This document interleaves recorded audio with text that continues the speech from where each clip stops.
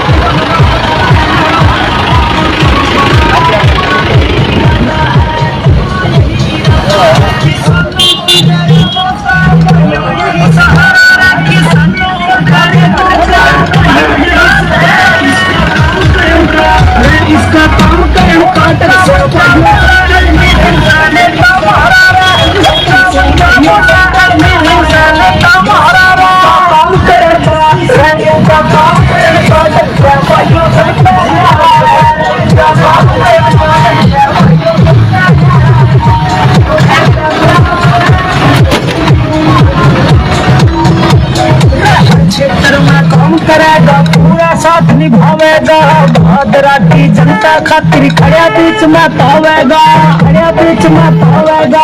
क्षेत्र में काम करेगा पूरा साथ निभावेगा, भादरा की जनता खातिर खड़े बीच में पावेगा, खड़े बीच में पावेगा। प्रधानमंत्री से होगा सम्मानित इसका काम करण का, मैं इसका काम करण का ढंग से भाइयों सबका न्यारा रहे, इसका काम करण का ढंग से भाइयों सबका न्यारा रहे, जो सबका प्यारा रहे। एसपी सिंह मारा रहे, इसका काम करण का ढंग से करण का वादा करण का रहे, इसका काम करण का ढंग से भाइयों सबका न्यारा रहे, इसका काम करण का ढंग से भाइयों सबका न्यारा रहे, जो सबका प्यारा रहे। एसपी सिंह मारा रहे, इसका काम करने का ढंग से भाइयों सबका न्यारा रहे। मनी से असर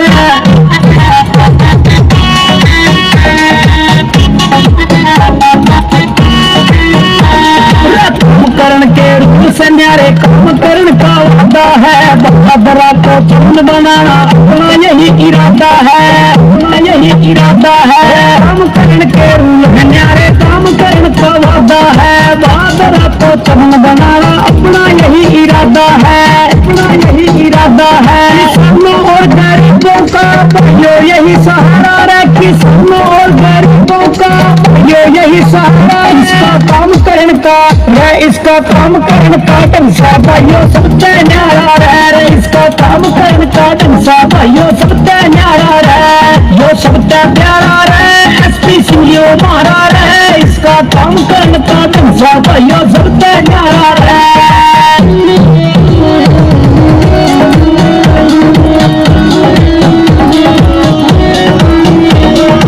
क्षेत्र में काम करेगा पूरा साथ निभावेगा, भादरा की जनता खातिर काम करण के रूप से न्यारे काम करण का वादा है, भादरा को चुन बनाना अपना यही इरादा है, अपना यही इरादा है।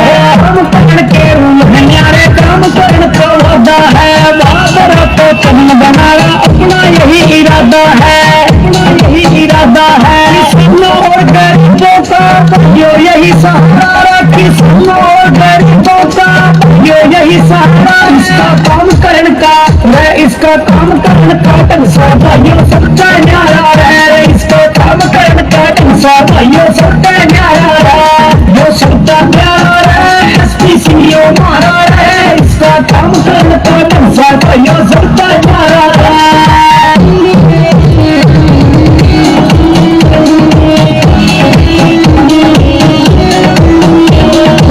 क्षेत्र में काम करेगा पूरा साथ निभावेगा, भादरा की जनता खातिर खड़े बीच में पावेगा, खड़े बीच में पावेगा। हर क्षेत्र में काम करेगा पूरा साथ निभावेगा, भादरा की जनता खातिर खड़े बीच में पावेगा, खड़े बीच में पावेगा। प्रधानमंत्री से होकर सम्मानित आया रहे, प्रधानमंत्री से होकर सम्मानित आया रहे।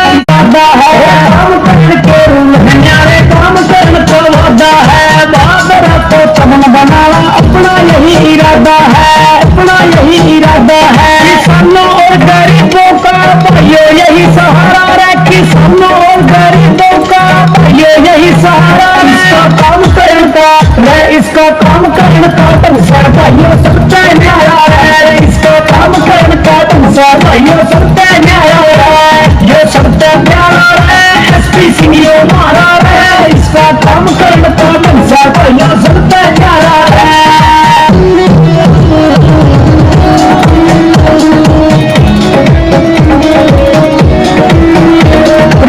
क्षेत्र में काम करेगा पूरा साथ निभावेगा, भादरा की जनता खातिर खड़े बीच में तावेगा, खड़े बीच में तावेगा।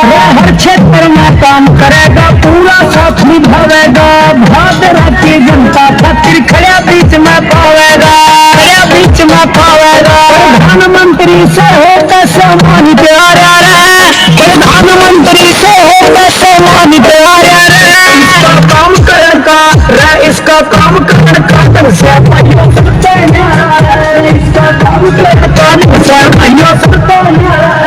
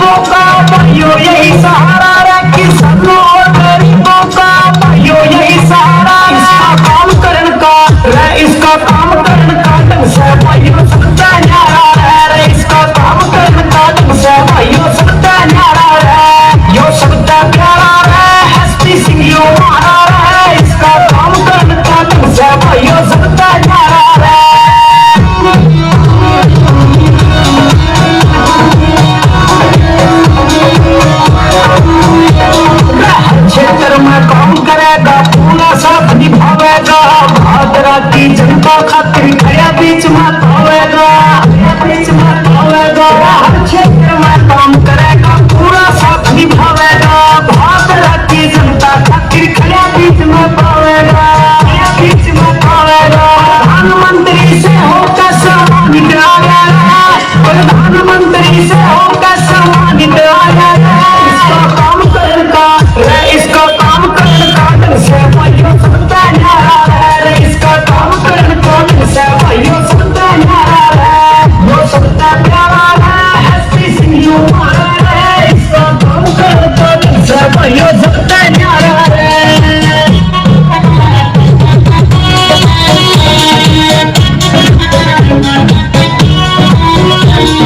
दो जिलों का करेक्टर नाम रोशन कराया।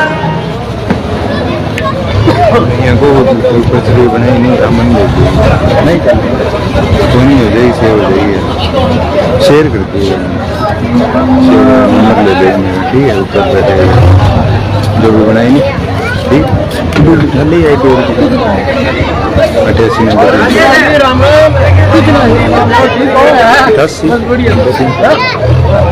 88 नंबर 300 500 वीडियो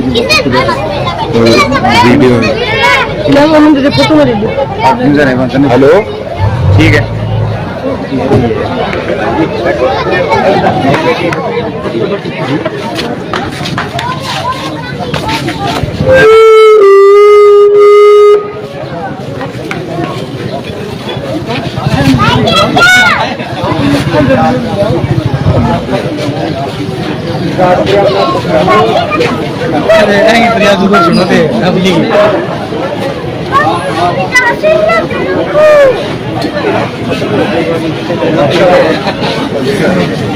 क्या चाल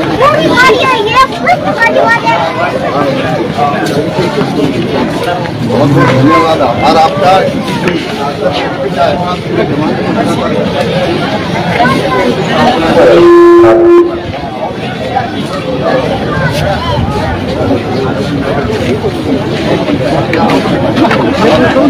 हेलो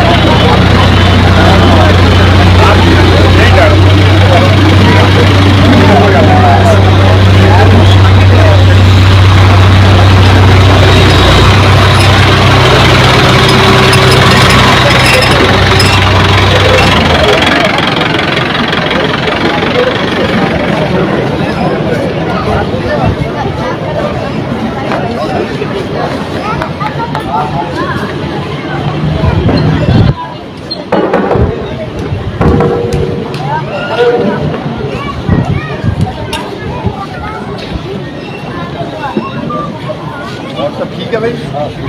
अच्छा, शेख को घुमाने लाया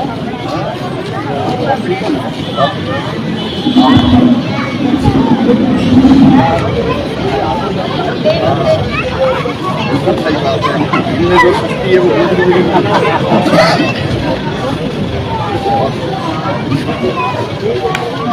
ठीक है भाई, बहुत बढ़िया।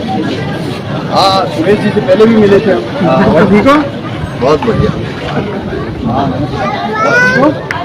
और ठीक हो? बहुत बढ़िया। और मेरा ठीक है, बहुत बढ़िया। और ठीक हो? बहुत बढ़िया।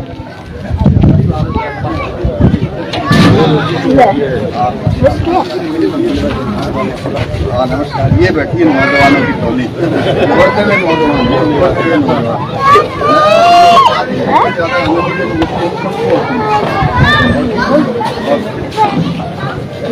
और ठीक हो भाई?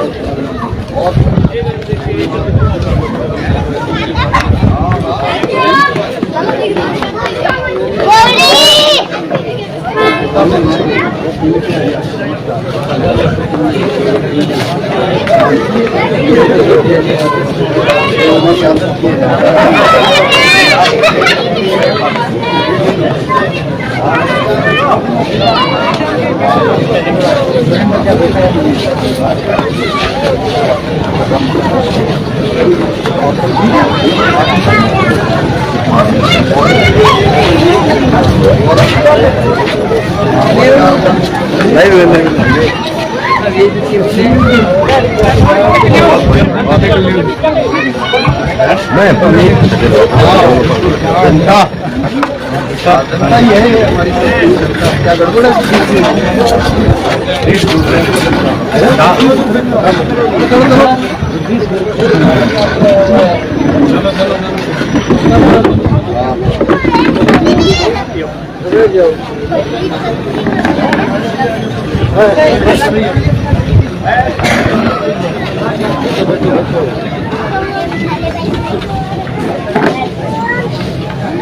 नमस्कार सबको नमस्कार सबको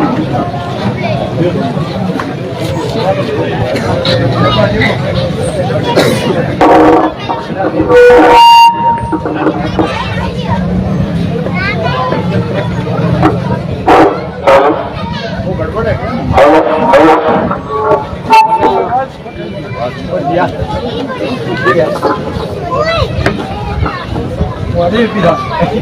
इधर बच्चों को काम कर लेता हूँ एक बार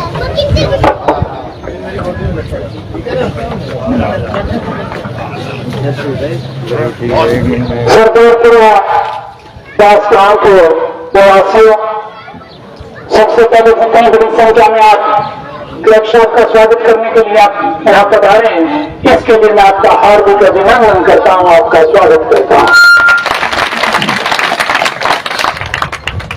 मैं पूर्व जिला कलेक्टर डॉक्टर एस पी से आग्रह करूंगा कि वो आए और जोरदार तालियों के बीच में मंच पर अपना स्थान ग्रहण करें। पूर्व जिला कलेक्टर डॉक्टर एस पी आ जाएंगे ना, आपको फोन कर के साथ साथ मेरी बेसिक चेयरमैन सोमवार जी परवेज जो सही वजह से हमारे बीच बनाए हैं, उनसे आग्रह करते हैं कि वो आए और मंच पे अपना स्थान ग्रहण करें। सेड़ा से हीरालाल जी शर्मा तो श्यामलाल जी शर्मा हमेशा की एक अलग तरह की सेड़ा गांव की पहचान रही है, और ये माना भी जाता है कि ये जो शुरुआत स्वागत सत्कार की जहां से शुरू करते हैं तो फिर कारवां बढ़ता ही चला जाता है। मैं उनसे भी आग्रह करूंगा, कलेक्टर साहब अपना स्थान ग्रहण करेंगे। जोरदार तालियों को बीच में पूरे जिला collector doctor S P Singh.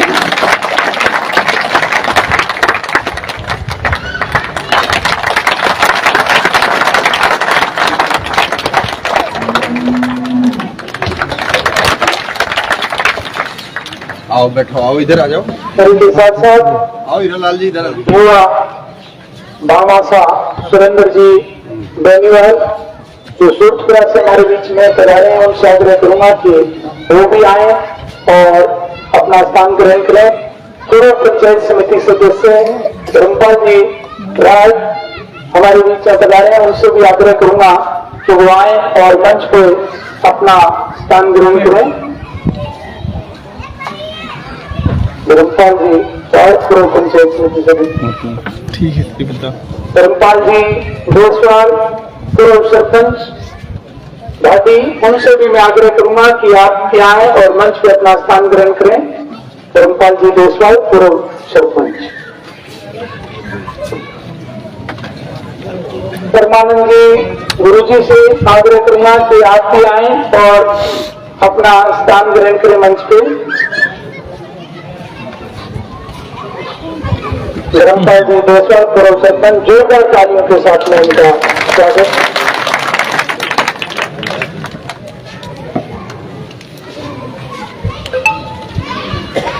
सुल्तान जी कारण रानी से हमारे बीच में आए, उनसे आग्रह करूंगा कि आप भी आए और मंच पे अपना स्थान ग्रहण करें। सुल्तान जी कारण अब मैं ज्यादा वक्त न लेते हुए विपुल सिंह जी चौचान भावना से हमारे बीच में पधारे हैं, उनसे आग्रह करूंगा कि आप भी आए और मंच पे अपना स्थान ग्रहण करें। हनुमान जी चौधरी गोकुला से हमें रविंद्र जी बिजानिया साहब से आग्रह करूंगा कि आप आए और लक्षण का साफा बना के स्वागत करेंगे। चौधरी रविंद्र जी बिजानिया, रघु जी यादव जटान से हमारे बीच में पधारे हैं, उनसे मैं आग्रह करूंगा कि आप भी आए और मंच पे अपना स्थान ग्रहण करें।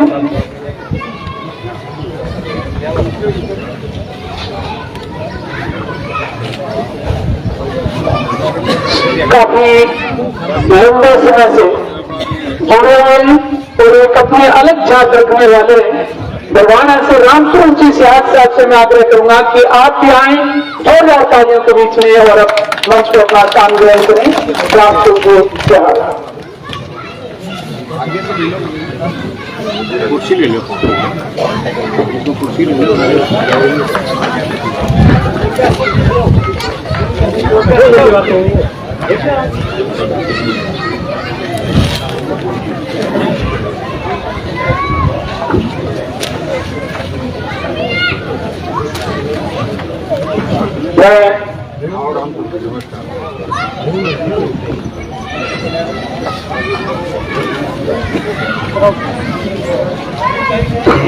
सर्वप्रथम एडवोकेट देवेंद्र जी बिजानिया क्लब साहब का सफल के स्वागत करेंगे। देखे तो साइड हो गए, जोरदार तालियों के साथ क्लब साहब का स्वागत।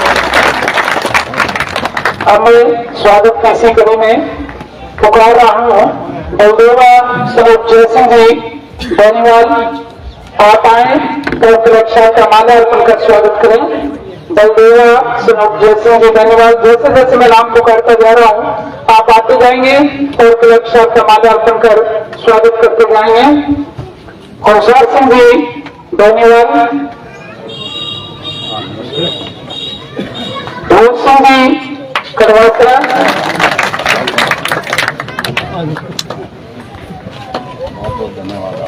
भूल सिंह जी करवासरा, दयाराम जी जाखड़, मैं जो भी नाम बता रहा हूँ आप आते जाएंगे और सुरक्षा का माला अर्पण कर स्वागत करते जाएंगे। सामने आ जाओ, इस साइड में आ जाओ जी। हाँ इधर आ जाओ। नमस्कार जी हरिजन। हाँ नमस्कार जी, नमस्कार। और मैं तगड़ा हूँ, बहुत बढ़िया, बहुत बढ़िया, बहुत बढ़िया।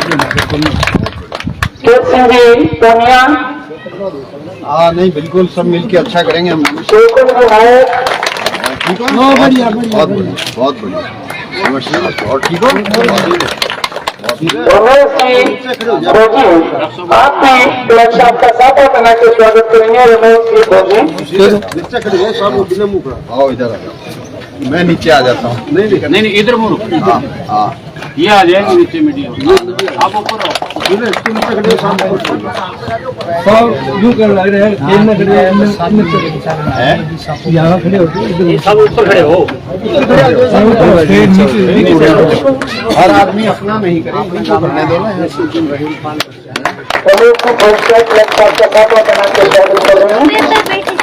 शौकत जी नायक क्लब साहब का माला अर्पण कर स्वागत करेंगे। शिषपाल जी बेनीवाल, छोटा जी बेनीवाल,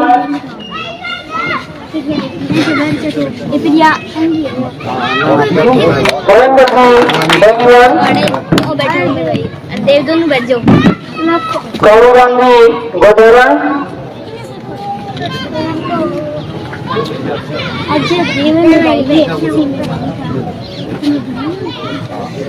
महेंद्र स्वरूप दयाराम जी हरिजन,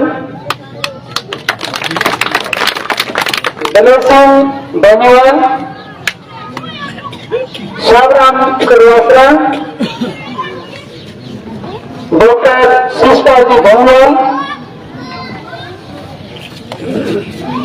किशन जी दारा,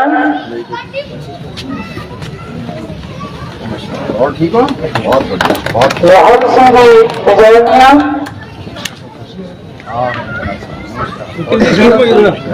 जी विजयनिया, परशुराम जी बेनीवाल,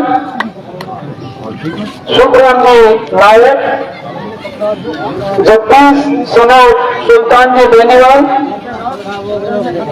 वेद प्रकाश जी ढाका। जो भी नाम बता रहा हूँ आते जाएंगे और कलेक्शन का माल्यार्पण का स्वागत करते जाएंगे। सुभाष चंद्र जी जाखड़,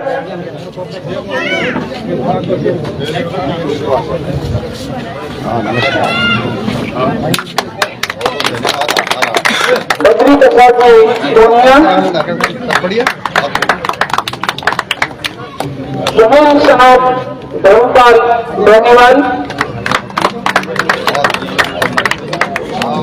चंद्रपाल जी शर्मा, चंद्रपाल जी शर्मा, सावराम जी जाखड़, रंजीत जी बेनीवाल, सतीश जी जाखड़।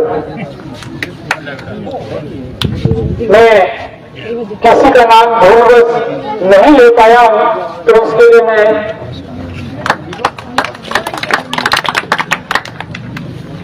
रणवीर जी कस्वा तत्वार से हमारे बीच में डाले, मैं उनसे भी आग्रह करूंगा कि आप आए और मंच पे अपना स्थान ग्रहण करें।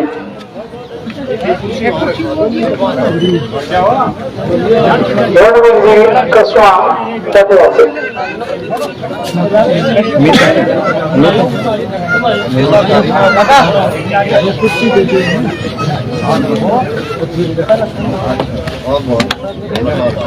सरदारपुरा दास गांव के मेरे युवा साथियों, मेरे देश अतुल्य बुजुर्गों, जो कलेक्टर ने पिछले काफी समय से जो देखा कि भारतीय जनता पार्टी के राज में भारत दिनों दिन उन्नति करता जा रहा है, उन्होंने कार्यकर्ताओं को भी यह समझाया कि देश का नाम मोदी जी के नेतृत्व में ऊंचा हुआ है और उसी का परिणाम ये रहा कि सभी कार्यकर्ताओं ने क्लर्क साहब से कहा कि क्लर्क साहब आपको भारतीय जनता पार्टी ज्वाइन करनी चाहिए। तब ये गांव-गांव गए और कार्यकर्ताओं की भावनाओं के अनुरूप उन्होंने भारतीय जनता पार्टी में शामिल होने का निर्णय किया। उसके बाद जब 7 तारीख को पहली बार ये भागना लौटे तो आपने भी ये देखा होगा कि भागरा के गांव के कोने कोने से लोग आए थे और बड़ी संख्या में आके उन्होंने क्लर्क साहब का स्वागत किया था अनाज मंडी में, और सेल्डा से लेकर अनाज मंडी तक जहां भी आपकी नजर जाती थी आपको एक बड़ा हुजूम देखने को मिला था। क्लर्क साहब ने कार्यकर्ताओं को यह बताया कि किस तरह से जो काम काफी लंबे समय से पेंडिंग पड़े थे, मोदी जी के राज में पिछले 9 सालों में किस तरह से भारत देश में जो तरक्की की है, आज का युवा इस बात को भली भांति जानता।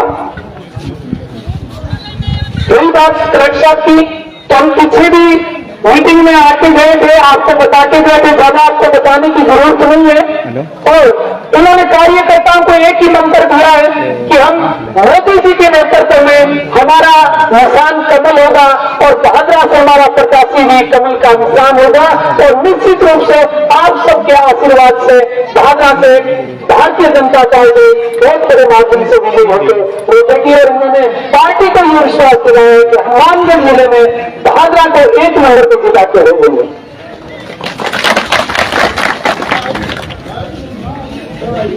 अभी जैसे जैसे गांव में गए और खासतौर से मैं सरदारपुरा दास की बात करूं तो आपकी यहाँ जो पहली मीटिंग हुई थी वो काफी दाहिने तरफ तारीफ। और जिस तरह से आप स्वागत सत्कार में एक बार फिर यहाँ पधारे, इसके लिए मैं पुनः आपका हार्दिक अभिनंदन करता हूँ, आपका स्वागत करता हूँ। अब मैं ज्यादा वक्त नहीं लेते हुए पहले पूर्व सरपंच सीधे मैं कलेक्टर साहब को पुकारूं। उससे पहले एक शब्द कहना चाहूंगा कि बिना रोए गम का पता कैसे चलेगा, बिना हंसे खुशी का पता कैसे चलेगा। वो जो भी करता है वो ही जानता है, वो जो भी करता है वो ही जानता है। यदि जान गए हम तो उसे खुदा कौन कहेगा, तो उसे खुदा कौन कहेगा। जोरदार तालियों के रूप में तुरंत लगता है दोस्तों। थोड़े दूर खड़े में मुशावरे करूंगा, आप थोड़े से नजदीक आए ताकि कलेक्टर की बातों को आपको सुनने में आनंद आएगा। जोरदार तालियों के बीच में पूरे जिला कहते हैं दोस्तों। आज के कार्यक्रम में मंचासीन मेरे लिए सर्वे सभी अतिथिगण, यहाँ पर उपस्थित सभी मेरे लिए सदा सम्मानीय सरदारपुरावास के वरिष्ठ नागरिकगण, यहाँ पर उपस्थित सभी नागरिकगण, यहाँ पर उपस्थित सभी प्यारे नौजवान साथियों, यहाँ पर उपस्थित सभी प्यारे बच्चों, यहाँ पर उपस्थित वो सभी मेरे साथी और सहयोगी जो रोज रोज सुबह से देर रात तक मुझे कार्य करने के लिए प्रेरित करते हैं, उत्साहित करते हैं और आगे बढ़ने की प्रेरणा देते हैं कि सबको सामूहिक रूप से कैसे आगे बढ़ाया जाए। यहाँ पर उपस्थित प्रेस और मीडिया के सहयोगी, संपादक, स्तंभकारगण जो रोज रोज हम सभी को क्षेत्र की सभी खबरों से न केवल रूबरू कराते हैं बल्कि हकीकत से वाकिफ करवाने का प्रयास करते हैं। मैं आप सभी का मेरे हृदय की गहराइयों से अभिवादन करता हूं, सम्मान करता हूं। यहाँ पर उपस्थित श्री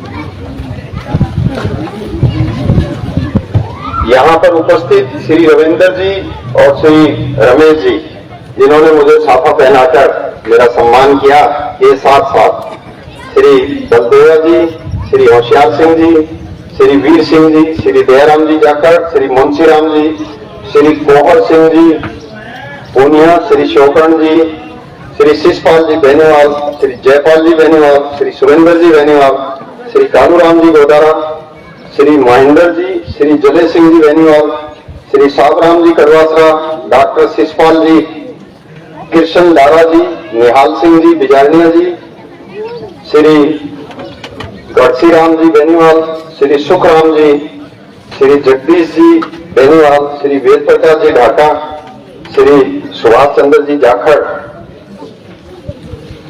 श्री बद्री प्रसाद जी पूनिया, श्री सुनील जी बेनीवाल, श्री इंद्रपाल जी शर्मा, श्री साहब राम जी जाखड़, श्री रंजीत सिंह जी जाखड़ बेनीवाल, श्री सतवीर जी जाखड़।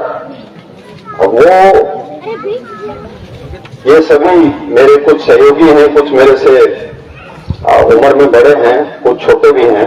आप सबका भी मैं मेरे हृदय की गहराइयों से आभार प्रकट करता हूं, सम्मान करता हूं कि आपने मेरा सम्मान किया। यहाँ मैं याद करता हूं, आज से करीब 1.25 साल पहले, साल भर पहले मैं यहाँ पे आया था, 8-10 महीने हुए थे। उस टाइम भी संध्या का समय था, लेट हो गए थे हम लोग। आज भी निर्धारित समय से हम आधा घंटा लेट हो गए, उसके लिए मैं क्षमा याचना करता हूँ। आपके गांव के कुछ हमारे साथी सहयोगी आपके बस अड्डा जहाँ पे घूमता है मेन रोड से, जो रोड घूमता है आपका वहीं पे आगे, वहाँ कुछ देर लग गई। बहुत सारी बातें मैं आपसे पहले विस्तार में करके गया था, उनको रिपीट नहीं करते हुए कुछ बिंदु ऐसे हैं जिन पे मैं प्रकाश डालना चाहूंगा। ये गांव और आसपास के कई गांव एक दुर्भाग्यपूर्ण घटना की वजह से बहुत अपने आप को पीड़ित महसूस करते हैं। कल भी करते थे, आज भी कर रहे हैं और उस दिन भी कर रहे थे। मैं उन सबको आश्वस्त करता हूं कि अगर समय आता है, ठीक से समय में बदलाव आता है, जिसका संकल्प लेने के लिए आज आप यहां पर उपस्थित हैं, कि हम संकल्प लेके जाते हैं कि हम परिवर्तन करेंगे, तो मैं गारंटी देता हूं कि सारे मुकदमे जो विशेष रूप से छात्रों के, विद्यार्थियों के हैं और अन्य पे उनको वापस किया जाएगा हमारी क्षमताओं के अनुरूप समय आने के। मैं गारंटी देता हूं इस बात की।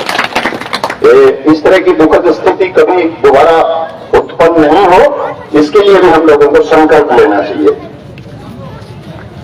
यहां पर उपस्थित नौजवान साथियों से मैं कहना चाहूंगा कि पेपर लीक की घटनाओं से आप न केवल आहत और परेशान हैं, बल्कि पढ़ने सुनने में नहीं, हकीकत में ये चीज देखने में आ रही है कि करीब 2.5 करोड़ विद्यार्थियों ने परीक्षा दी थी और 17 बार पेपर लीक हो गए। इससे बड़ी विडंबना और कुछ हो नहीं सकती। अगर समय आपके संकल्प के अनुसार परिवर्तित होता है, मैं गारंटी देता हूं कि ऐसी व्यवस्था करेंगे कि कभी पेपर लीक नहीं हो। मैं गारंटी देता हूं। ये सारी कमी खामियां इसलिए होती हैं कि व्यवस्था के अंदर माकूल व्यवस्थाओं, निर्धारित मानकों के अनुसार व्यवस्थाओं में कमी रहती है। ये इसलिए होता है, अन्यथा मजाक की पेपर लीक हो जाए। रिजर्व बैंक जहां नोट रखता है, ऐसे स्थान पे पेपर रखे जाते हैं। आपने सुना है कभी कि रिजर्व बैंक दिन दहाड़े कोई लूट ले, वो तो बात अलग है। चुपचाप रिजर्व बैंक की करेंसी को किसी चेस्ट में से कोई गाड़ी भर के ले जाए, सुना है आपने? नहीं सुना। बस यही कोताही वहां बढ़ती जाती है कि वहां इतनी सावधानी और सावधानी के साथ में, सक्षमता के साथ में काम होता है, लेकिन पेपर के मामले में ऐसा नहीं होता। ये गलत बात है। यहां पर उपस्थित नौजवान साथियों से मैं कहना चाहता हूं कि रोजाना मेरे पास बहुत सारे ऐसे छात्र और ऐसे छात्रों के अभिभावक आते हैं जो नौकरी की तलाश में जीवन भर से घूम रहे हैं। मैं विद्यार्थियों से कहना चाहता हूं कि मैं ऐसे छात्रों को और ऐसे अभिभावकों को जानता हूं जिनके पीछे पीछे नौकरियां भागती हैं, वो नौकरी नहीं पकड़ते। और मैं ऐसे लोगों को जानता हूं जो जीवन पर्यंत नौकरी के पीछे भागते हैं, नौकरी नहीं मिलती। इसका क्या कारण है? इसका सबसे बड़ा कारण यह है कि पढ़ाई के समय आपका सक्षम मार्गदर्शन उस अनुरूप नहीं किया जाता जिस अनुरूप विकसित देशों में होता है। अच्छी बात नहीं है, हमारे यहाँ कौशल विकास केंद्र नहीं है, हमारे यहाँ पे अंतर्राष्ट्रीय स्तर का कौशल विकास केंद्र न केवल भादरा बल्कि गंगानगर, हनुमानगढ़ में भी नहीं है। ये बहुत ही विडंबनापूर्ण स्थिति है। अगर समय परिवर्तित होता है तो हम कौशल विकास केंद्र ऐसे स्थापित करवाएंगे, सरकार, भारत सरकार और राज्य सरकार की ओर से, जहां पर गुणवत्ता के साथ ट्रेनिंग के बाद आपको इधर उधर कभी घूमना नहीं पड़े।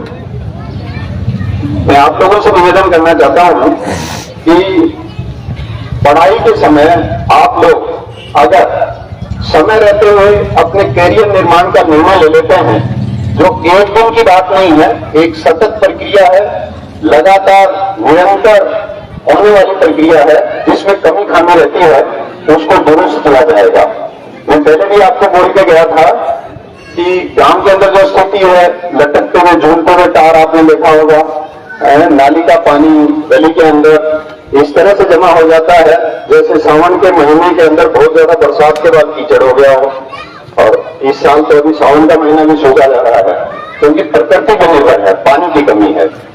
आपने देखा होगा, मैंने पहले भी कहा था आपको कि बहुत सारे घर ऐसे हैं, बड़े बड़े मकान देख के मेरा मन भी करता है कि एक रात में एक दिन यहाँ रुक के जाऊं।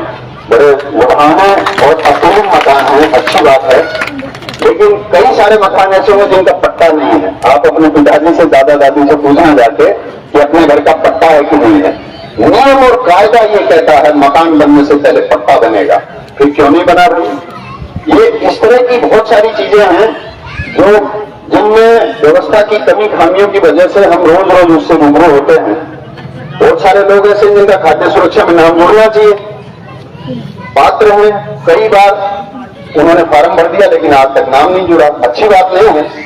आपने देखा होगा नहरों में पानी की क्या स्थिति है। कुछ इलाका ऐसा है वहां पे पानी इतना जाता है, कुछ अधिकांश इलाका ऐसा है जहां जरूरत के अनुसार पानी नहीं मिलता है। सबसे बड़ा कारण उसका यह है कि हरियाणा पंजाब से हमने कभी ऐसी सक्षम शक्ति स्थानीय स्तर पर सत्ता का केंद्र पैदा नहीं किया जो ऊपर तक लड़ाई लड़के नहरों के अंदर पूरा पानी लाने की व्यवस्था आपको साथ लेकर करे। आज तक ऐसी व्यवस्था नहीं हुई।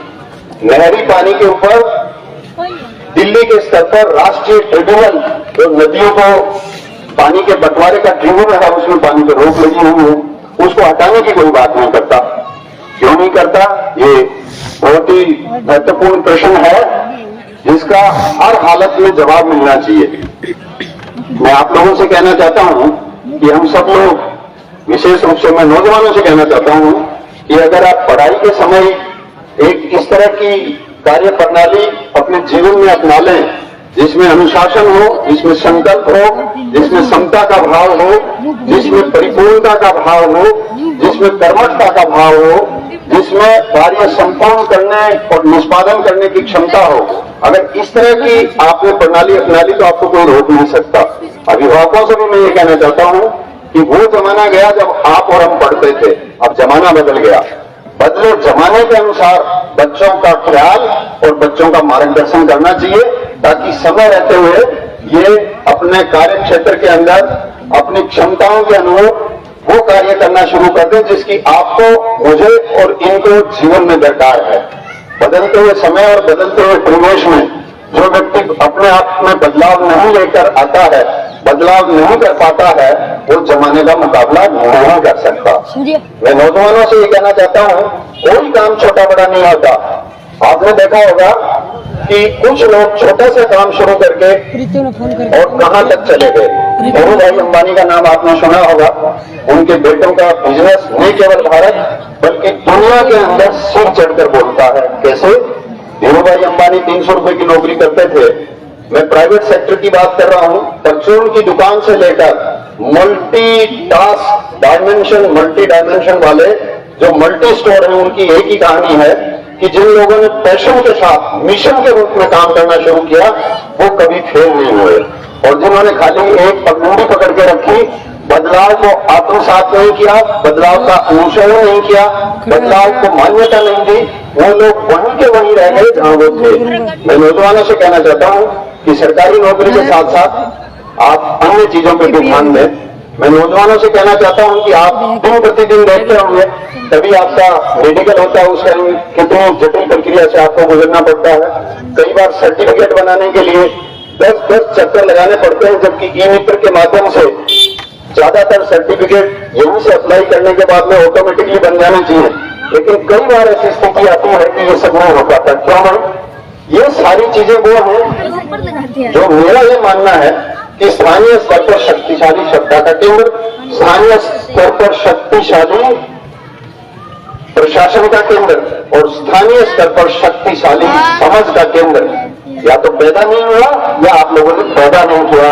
आजादी के 75 साल बाद भी जब हम आजादी का अमृत महोत्सव मना रहे हैं, उस टाइम अगर ये वाली चीजें आज भी हमें परेशान कर रही हैं तो ये पूरी व्यवस्था का दुर्भाग्य है। मैं नौजवानों से कहना चाहता हूं कि भारत सरकार की ओर से बहुत सारी योजनाएं ऐसी चली आ रही हैं। मैं यहाँ पर उपस्थित ग्रामीण सज्जनों से भी ये कहना चाहता हूं कि बहुत सारी योजनाएं ऐसी हैं जिनका समय रहते हुए अगर आपने सदुपयोग कर लिया, समय रहते हुए आपने उसमें अपनी भागीदारी निभा दी तो जीवन बदल जाता है। मैं नौजवानों और आप सबसे कहना चाहता हूं कि मैं ऐसे लोगों को जानता हूं जिनके बैंक पीछे पीछे भागते हैं लोन देने के लिए, और मैं ऐसे लोगों को जानता हूं जो 10, 20, 50 हजार का लोन एक किसान लेने जाता है तो कई बार उसको 10 चक्कर काटने पड़ते हैं। जबकि दूसरी तरफ ऐसे लोग भी हैं जो 2000, 5000, 10,000 करोड़ रुपए का लोन लेते हैं और उनको 4%, 5% इंटरेस्ट पे लोन मिलता है। कारण उसका ये है कि उनकी कार्य क्षमता है, उनकी कार्य कुशलता है, उनमें ऐसी योग्यता आप जैसी थी। बीए एमए किया, बीटेक एमटेक किया, बीकॉम एमकॉम किया, बीएससी एमएससी किया, एमबीबीएस एमडी एमएस डीएम किया, उन्होंने भी ऐसा किया था। लेकिन उसके साथ साथ उन्होंने अपनी कुशलता, कार्य कुशलता इस कदर उन्नयन कर दी कि उसका कोई मुकाबला नहीं है। मैं ऐसे अध्यापक उनको जानता हूं जो प्राइवेट सेक्टर में काम करते हैं, जिनके नीचे हजारों अध्यापक काम करते हो, और मैं ऐसे बीएडधारियों को जानता हूं जो 2, 3, 5 हजार रुपए की नौकरी के लिए लोगों के पीछे पीछे घूमते हैं। मैं मेरे नौजवान साथियों से कहना चाहता हूं कि आप कर्ता करके कौशल पे ध्यान दें, कौशल विकसित हो। कौशल विकसित तब होगा जब आपके मन में संकल्प के साथ में एक ऐसा मूल विचार आएगा कि मुझे तो ये करना ही करना है, चाहे कुछ भी हो जाए।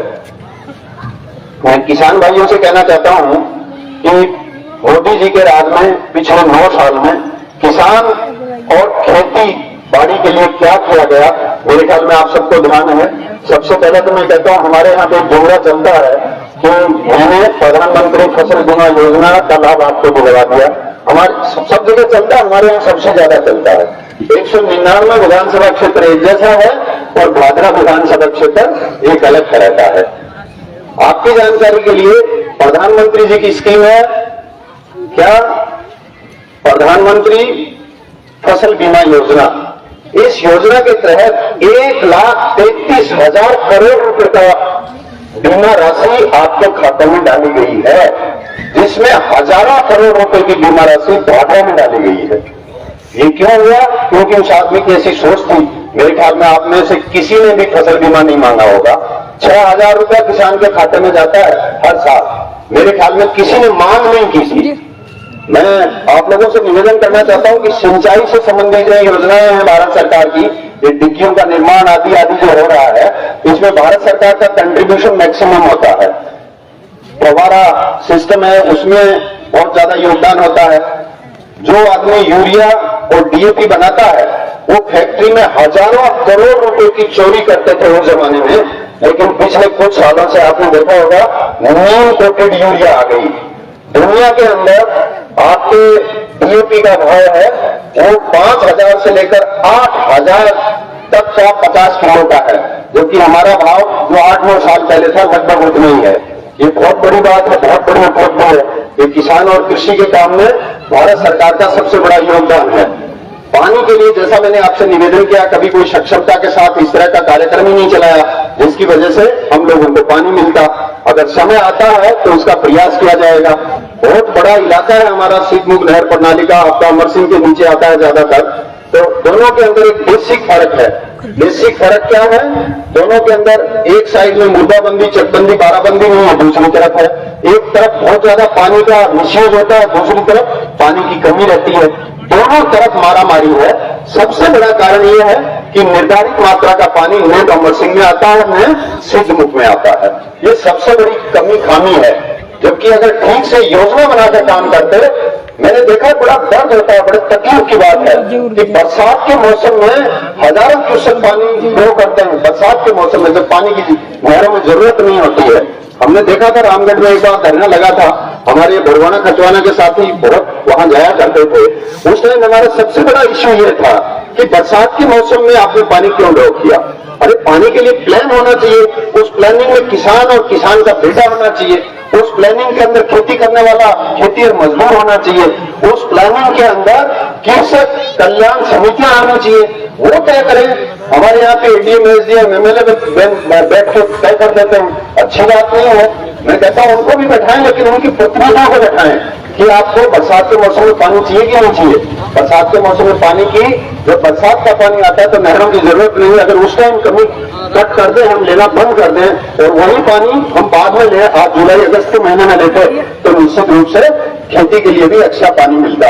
ये सारा प्लानिंग का काम है, ये सारा योजना का काम है, ये सारा काम एक लंबे टाइम की सोच का है। आप लोगों से मैं निवेदन करना चाहता हूं कि आप इसके लिए जागरूकता अभियान चलाएं और जो भी आता है उससे मांग करें। और अधिकारी जो सिंचाई विभाग के आते हैं उनसे भी आप पूछें कि भाई बरसात के मौसम में आपने कितना पानी ड्रॉ किया था। असल में होता क्या है, एक कागज में इंडेंट बन के जाता है और वो इंडेंट पे एडवांस में साइन करके छोड़ देते हैं। वो अधिकारी कभी इस चीज को बोधर नहीं करता कि चिड़िया गांधी, सरदारपुरा पास या चिड़िया गांधी या भरवाना खचवाना में पानी की आवश्यकता कब है। महाराणा जलाना में पानी की आवश्यकता कब है, इस पे वो कभी चिंतन नहीं करता। आप लोगों से मेरा निवेदन है कि अगर समय आता है, ठीक आपके मन के अनुसार बदलाव होता है, तो इन सारी चीजों को हम सक्षमता के साथ में ठीक करने का प्रयास करेंगे। बहुत सारी बातें मैं पहले भी आपके समक्ष करके गया था। हम लोग क्या करते हैं, जब 5 साल बाद नंबर आता है ना, तब क्या करते हैं, क्या बेचारा है यार, बहुत साल हो गया है इसको, तो है क्या करते हैं, एक बार हम भी बेचारे बन गए थे, नहीं समझा। हम आप लोगों से ये कहना चाहते हैं, उस टाइम विशेष रूप से जो सीनियर सिटीजन हैं, जो नौजवान हैं, समझवान हैं, उनको ये सोचना चाहिए कि मैं ये फैसला ले रहा हूं, इस फैसले का दुर्गामी परिणाम मेरे जीवन पे क्या पड़ेगा। जैसे खेती किसानी के लिए मैं बोलता हूं, हमारे यहाँ कृषक उत्पादक संघ ही नहीं है, जबकि पूर्वी राजस्थान के अंदर सैकड़ों की संख्या में है। एक कृषक उत्पादक संघ जो बनता है, कृषक उत्पादक जो संघ बनता है, उसको 5 करोड़ रुपए की लागत आती है, तो उसमें 2 करोड़ रुपए का तो अनुदान मिलता है। 2 करोड़ आता है तो 1 करोड़ रुपए का अनुदान मिलता है। अगर 10-20 किसान मिलकर कृषक उत्पादक संघ की कंसेप्ट को समझ के काम करें, तो आप वेयर हाउस बना सकते हैं, आप एग्रीकल्चर फूड प्रोसेसिंग की कई सारी यूनिट लगा सकते हैं, आप ग्रेडिंग सॉर्टिंग का काम भी कर सकते हैं। ये खाली मैं एग्जांपल दे रहा हूं, इस तरह के अनेक काम हर फील्ड में है। सामाजिक सेवाओं का हाल आप देख रहे हैं, बिजली की क्या पोजीशन है, घोषित कटौती जब मर्जी काट दी जाती है। 100 यूनिट बिजली आपको फ्री की, बड़ी आनंद की अनुभूति हुई, आपको लगा बहुत अच्छा। 200 यूनिट बिजली फ्री की खेती के लिए वर्तमान सरकार ने, आपको अच्छा लगा। लेकिन मेरा ये मानना है कि मैं आपसे 5,000 रुपए उधार लेना चाहता हूं, और आपकी जेब में अगर 2,000 रुपया है, तो आप 5,000 दे सकते हैं मेरे को? मेरे ख्याल में नहीं दे सकते। आप फिर भी सोचे कि यार ये एसपी सिंह भला आदमी लगता है, पहली बार मांगा है, 5 तो देना पड़ेगा, तो आप किसी साथी से लेकर व्यवस्था कर सकते हैं। लेकिन एक बार कर सकते हैं। राजस्थान सरकार की वित्तीय स्थिति यह है कि 2,39,000 करोड़ उनका बजट है, और 5,79,000 करोड़ उनके कर्जा है। 5,79,000 करोड़ कर्जा है। 100 यूनिट बिजली फ्री करने से बिजली सब लोग काम में लेनी चाहिए। करीब 2,500-3,000 करोड़ रुपया बिजली उत्पादन के लिए कोयला मंगवाना पड़ता, उनका उधार पड़ा है, उन्होंने उधार देना बंद कर दिया। आपकी जानकारी के लिए, जितना प्रोडक्शन हमारी कैपेसिटी है, उसका 42-45% ही प्रोडक्शन हो रहा है। जितना उत्पादन बिजली का होना चाहिए, उसका 40-45% हो रहा है हमारे यहाँ। बाकी हो नहीं रहा। क्यों नहीं हो रहा? क्योंकि कोयला नहीं मिल रहा। अब इतनी भयंकर गर्मी के मौसम में मन में तो आता है कि 100-200 यूनिट तो ऐसे ही रहेगा, तो बिजली का प्रयोग करें, लेकिन मिलती नहीं है। मेरा यह मानना है कि सामाजिक सेवाओं को सुदृढ़ करने के लिए सरकार को ताकत लगानी चाहिए, पेंशन भी देनी चाहिए, फूड पैकेट भी देना चाहिए, बिजली भी देना चाहिए, लेकिन उससे पहले आर्थिक संसाधन जुटाने चाहिए। बिना आर्थिक संसाधन जुटाए अगर इस तरह के निर्णय लेंगे, तो क्या स्थिति आपके सामने है। भारत सरकार ने पिछले 9 साल में 3,53,000 किलोमीटर की ग्रामीण सड़कें बनाई हैं। भारत सरकार ने पिछले 9 साल में 53,000 किलोमीटर लंबे हाईवे बनाए हैं, जो पहले 28,000 किलोमीटर ही बनते थे इतने साल में। पहले एक साल में 3,000 से कम बनते थे, अब एक साल में 6,000 किलोमीटर से ज्यादा बनता है। हमारे यहाँ पे मैं नौजवानों से कहना चाहता हूँ, 387 मेडिकल कॉलेज थे 9 साल पहले। पिछले साल, मई की बात बता रहा हूँ, 693 मेडिकल कॉलेज हमारे यहाँ हैं। जब मैं मेडिकल में पढ़ता था, तो हमारे यहाँ पे 430 सीटें होती थी, और मैं मेडिकल में जॉइंट सेक्रेटरी था। जब मैं वहां छोड़ के आया, तो उस टाइम 3,500 सीटें राजस्थान में थी। 3,500, लगभग 9 गुना हो गई। मैं आप लोगों से ये कहना चाहता हूँ कि एक तरफ वो सुविधाएं जो आपके जीवन को बदलती हैं, और एक तरफ वो सुविधाएं जो आपके टेस्ट को बदलती हैं। मेरा यह मानना है कि जीवन को बदलने वाली सुविधा ज्यादा कारगर होती है। 45,000 करोड़ रुपए सरकार सामाजिक सेवाओं पर खर्च करेगी। मेरा यह मानना है कि 45,000 करोड़ रुपए लगाकर अगर 1 लाख लोगों को रोजगार दे दिया जाता, तो 1 लाख घरों के अंदर परमानेंट रोशनी हो जाती। मेरा यह मानना है। मैं आप लोगों से निवेदन करना चाहता हूं कि बहुत सारी चीजें ऐसी हैं नौजवानों के लिए।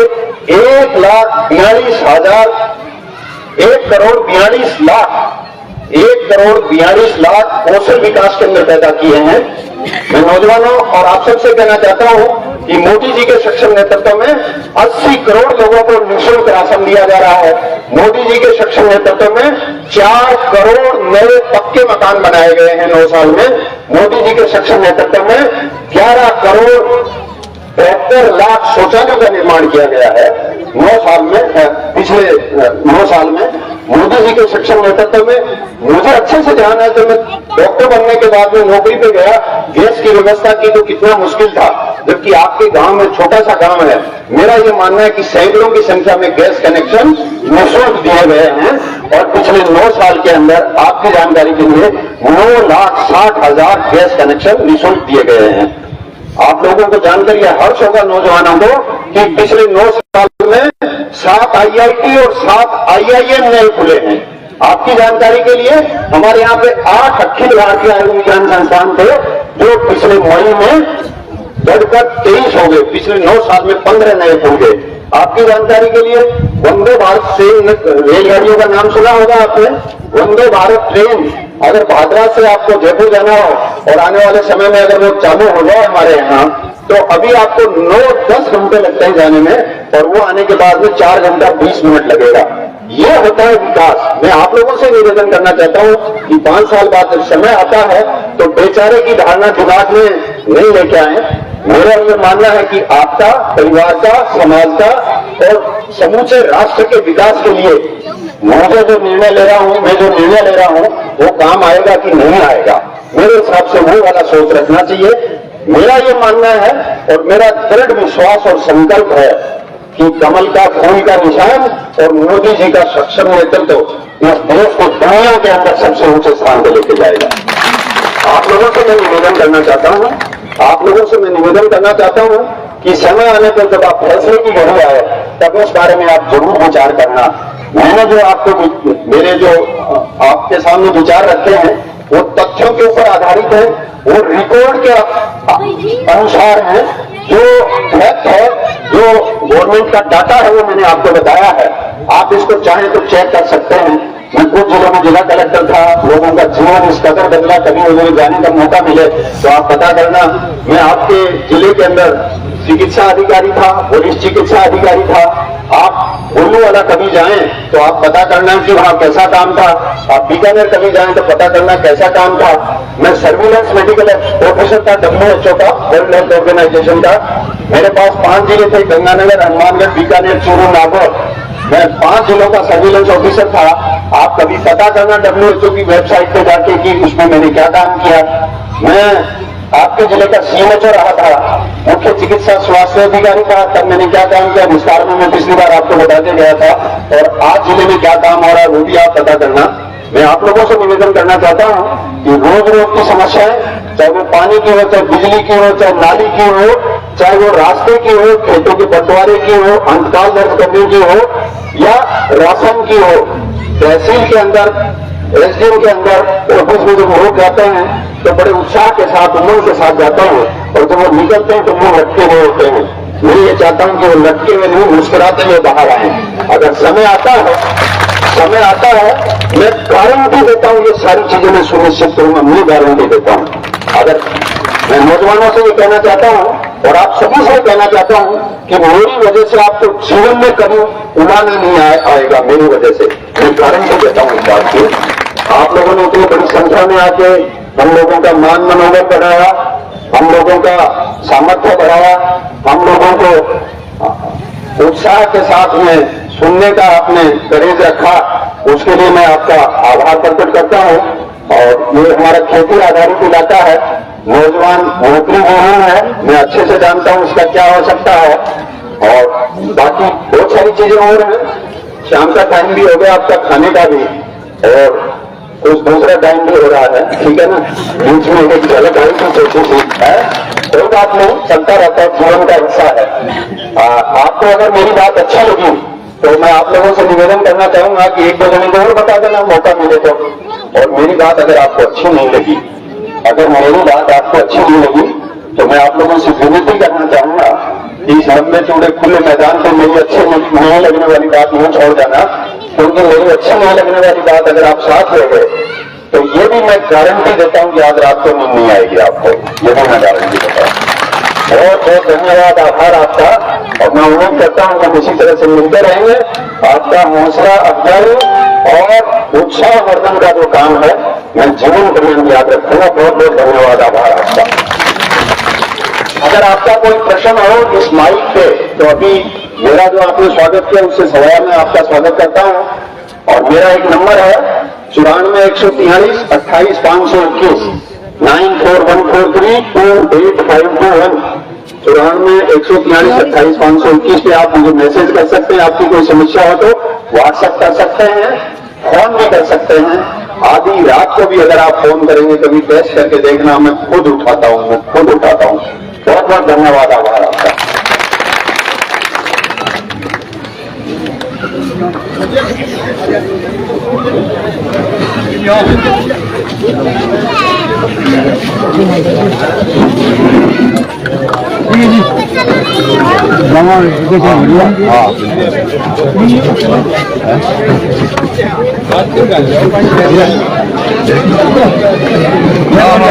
टुंडिया जी कहाँ रह गए?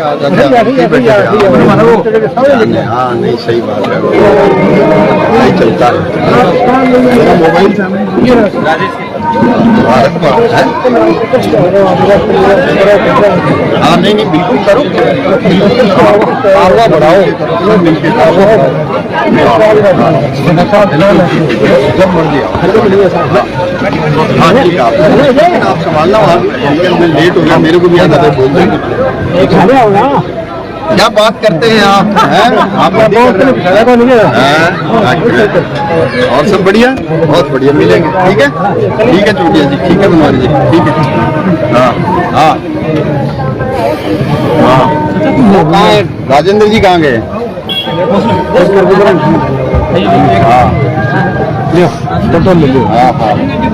हाँ राजेंद्र जी नमस्कार, मैं सुनील कुमार और आप देखना शुरू कर चुके हैं जनता तक न्यूज। इस वक्त हम मौजूद हैं सरदारपुर आवास गांव में, और आपको बताना चाहेंगे आज पूर्व जिला कलेक्टर SP सिंह जी का भव्य स्वागत कार्यक्रम सरदारपुर आवास गांव के अंदर किया गया। एक भव्य मीटिंग का आयोजन यहाँ पर किया गया है। डॉक्टर SP सिंह जी पूर्व जिला कलेक्टर हमारे साथ जुड़े हैं, इनसे हम बातचीत करेंगे। नमस्कार, बताएं सर आज के कार्यक्रम के बारे में।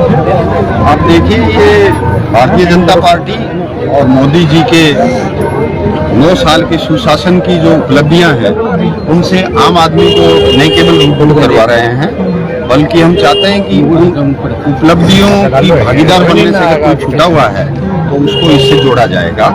इस कार्यक्रम का मुख्य उद्देश्य ये है कि वर्तमान की जो सरकार है, जो भ्रष्ट और निकम्मी सरकार है, उसको बदलने के लिए सब लोग एक संकल्प लेके जाएं परिवर्तन के लिए, और ये परिवर्तन हमारे यहाँ से शुरू हो, ताकि भारत सरकार की वो सारी योजनाओं का लाभ आम आदमी को मिले जो वर्तमान में मिल नहीं पा रहा। सर आप आगामी विधानसभा चुनाव को लेकर गाँव-गाँव में जनसभा कर रहे हैं, आप देख रहे हैं ना, चारों तरफ उल्लास और उमंग का वातावरण है। दिशा नई है, दृष्टि नई है, सफर नया है, संकल्प नया है, आत्मविश्वास नया है। आप देख रहे हैं चारों तरफ आपको दिख रहा है। सर आगामी विधानसभा चुनाव में अगर आपको प्रत्याशी चुना जाता है तो आप किन मुद्दों पर, जिनकी अभी मैंने चर्चा की थी कि भाई एक ऐसा संकल्प लें। आपने देखा होगा नए भारत का निर्माण हो रहा है, नए लक्ष्य तय किए जा रहे हैं, नए रास्ते गढ़े जा रहे हैं। उन रास्तों से आम आदमी को अवगत करवाते हुए विकास की इस धारा में आम आदमी को कैसे शामिल किया जाए, यही योजनाबद्ध तरीके से कार्य करते हुए सबको शामिल करेंगे। सर 14 ग्रामीण गाँव का मुद्दा बहुत लंबे समय से चल रहा है, और पिछले विधानसभा चुनाव में भी ये मुद्दा खास तौर से बना हुआ था, तो उस पर आप क्या कहना चाहेंगे? वो मुद्दा अभी भी गाँव का क्यों बना हुआ है? आप बिल्कुल सही कह रहे हैं कि पिछले बजट में, इससे पहले वाले बजट में 100 करोड़ रुपए की व्यवस्था की थी कि उस इलाके का सर्वे करवाया जाएगा। आपकी जानकारी के लिए 2006-07 में 265 करोड़ की व्यवस्था कर वो सर्वे किया जा चुका है। डॉक्टर सुरेश जी विधायक थे उस टाइम, मुख्यमंत्री जी थे वसुंधरा जी, उस टाइम उस इलाके का पूरे का सर्वे हुआ। सर्वे रिपोर्ट सरकार के पास में ऑलरेडी है, पहले से उपलब्ध है। उस सर्वे रिपोर्ट के अनुसार उस इलाके के अंदर फ्लड इरिगेशन संभव नहीं हो पाएगा, बल्कि ड्रिप इरिगेशन, फाउंटेन इरिगेशन और सिंचाई के जो नए तरीके हैं, डिग्गियों आदि का निर्माण करके पानी की व्यवस्था कर वहां सिंचाई की जा सकती है। उस वाली रिपोर्ट को सरकार लागू करे, वो तो लागू की नहीं जा रही है और नई चीजें लेके आई जा रही हैं। आपने देखा होगा, जिसमें सबसे प्रमुख ये बिंदु उठाया जा रहा है कि 100 करोड़ रुपए की व्यवस्था कर सर्वे करवाया जाएगा। अरे सर्वे तो 6-7 में ही हो गया, सर्वे रिपोर्ट भी आपके पास आ गई। उस रिपोर्ट को लागू करना चाहिए कायदे से।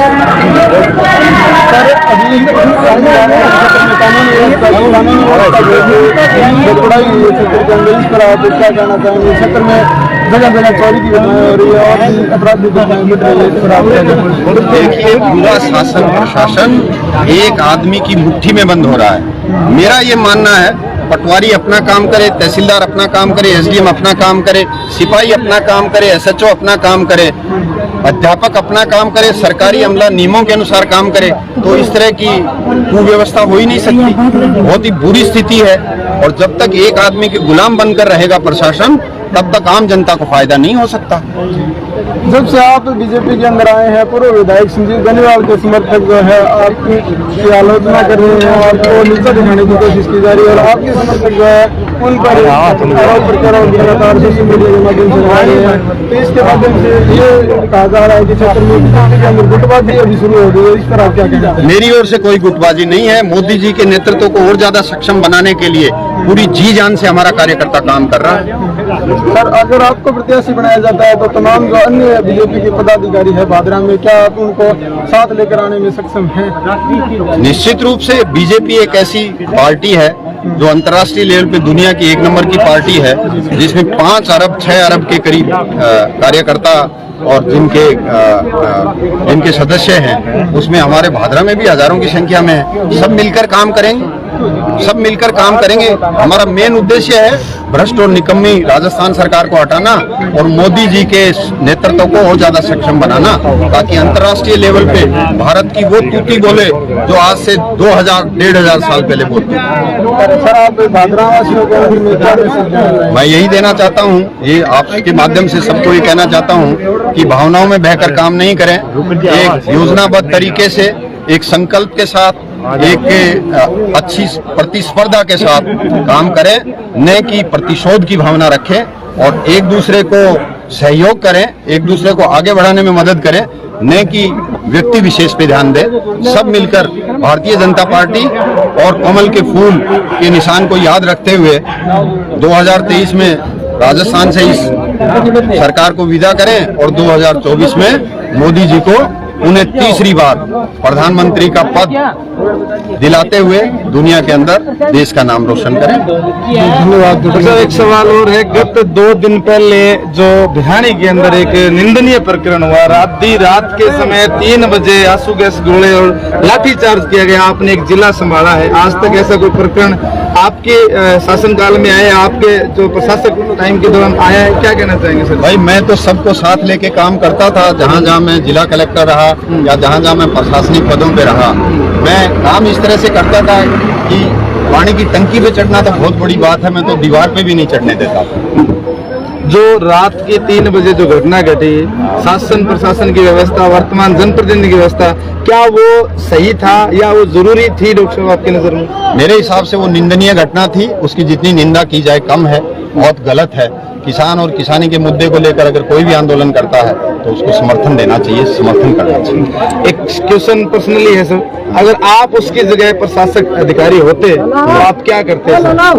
आप देखिए, मैं एक जिला कलेक्टर के रूप में काम करके आया हूँ। मध्य प्रदेश में कई बार पानी की समस्या आती थी। मेरे बॉर्डर इलाके में मध्य प्रदेश पड़ता है और राजस्थान से कोटा डैम, कोटा बैराज और महाराणा गांधी सागर बांध और महाराणा प्रताप सागर बांध से पानी वहां जाता है आरएमसी के जरिए। राइट मेन कैनाल आपने देखा होगा, कोटा 12 होते हुए आगे मध्य प्रदेश जाती है, ठीक है ना। तो वहाँ पानी की डिमांड आती थी, हमारे यहाँ भी पानी की डिमांड थी। कई बार कम ज्यादा हो जाती है तो हम सामंजस्य करके उनको पानी दे देते थे। मेरा ये मानना है कि कोई व्यवस्था ऐसी करनी चाहिए। अभी मैंने आप लोगों से आग्रह किया था ना कि बरसात के मौसम में पानी का इंडेंट उतना ही भेज दिया जाता है जितना जून के महीने में भेजा जाता है और जितना अगस्त सितंबर में भेजा जाता है। कायदे से उपलब्ध पानी, उपलब्ध संसाधन और किसान की आवश्यकता के मुताबिक आकलन करते हुए ये निर्णय करना चाहिए कि किस समय कितना पानी ड्रॉ करना है। मेरा ये मानना है जब तक किसान समझदार, किसान समझवान और किसान किसी को अपना उत्तरदायित्व निर्वहन करने के लिए बाध्य नहीं करेगा, तब तक इसी तरह की मनमानी चलती रहेगी। राजनीतिक स्तर पे मेरा ये मानना है कि अच्छा राजनीतिज्ञ वो होता है जो ये सोचता हो कि मेरे आदमी का काम तो पहले हो, लेकिन वाजिब काम हर आदमी का हो। मेरा ये मानना है। डॉक्टर साहब, एक क्वेश्चन और है, जितने प्रोग्राम आपके देखे वहाँ युवाओं की भीड़ रहती है, ऑफिस में आपके युवाओं का हुजूम रहता है, कहीं न कहीं युवा किसी न किसी चीज को लेकर पीड़ित हैं, आपने गहराई से जाना है। तो आज भी आपके आसपास मैं देखूं तो लगभग 90% युवा खड़े हैं, स्वागत में युवा खड़े हैं। तो डॉक्टर साहब, क्या लग रहा है ये युवा किस चीज से पीड़ित है? मेरा ये मानना है कि ये संभावनाओं की तलाश में रहते हैं और इनको ऐसी संभावनाएं जहां फलीभूत होती हुई लगती हैं, वहां हर हालत में नौजवान ताकत लगाता है। जहां बदलाव की बहार आती है, वो चाबी नौजवान के हाथ में ही होती है। आप हमारे यहाँ देख लीजिए, प्रदेश के स्तर पे देख लीजिए, देश के स्तर पे देख लीजिए, आज का युवा मोदी जी का दीवाना है, मोदी जी की नीतियों का दीवाना है, भारतीय जनता पार्टी की नीतियों का दीवाना है। और जो जिस तरह से राजस्थान में पेपर लीक के प्रकरण हुए, जिस तरह से राजस्थान में नौकरियों पे डाका डाला गया, जिस तरह से राजस्थान में युवाओं को निराश किया गया, वो उससे एकदम परेशान और पीड़ित हैं और वो चाहते हैं कि उनको कोई ऐसा रास्ता दिखे, उनका कोई ऐसा नेतृत्व आए जो इन सारी बाधाओं से उनको पार दिलाए। डॉक्टर साहब, छोटा सा गांव है सरदारपुरा, वहां से इतना बड़ो भव्य प्रोग्राम सोचो थे यह चीज इतनी बड़ी होगी, क्योंकि एक छोटे से गांव में, एकल्ले गांव के दम पर डॉक्टर एसपी सिंह को क्रेज जो है सिर चढ़ के बोलना लग रहे। मैं अभिभूत हूँ इनके स्वागत से, मैं अभिभूत हूँ इनकी आशा और अभिलाषाएं जिस तरह से हिलोरे खा रही हैं परिवर्तन के लिए। मैं मेरे हृदय की गहराइयों से इनका आभार प्रकट करता हूं और मैं उम्मीद करता हूं कि आने वाले समय में ये उत्साह, उमंग और जोश ऐसे हिलोरे भरेगा कि बेईमान और ऐसे लोग जो झूठे वादे करके गए, उनको ये नकार देगा।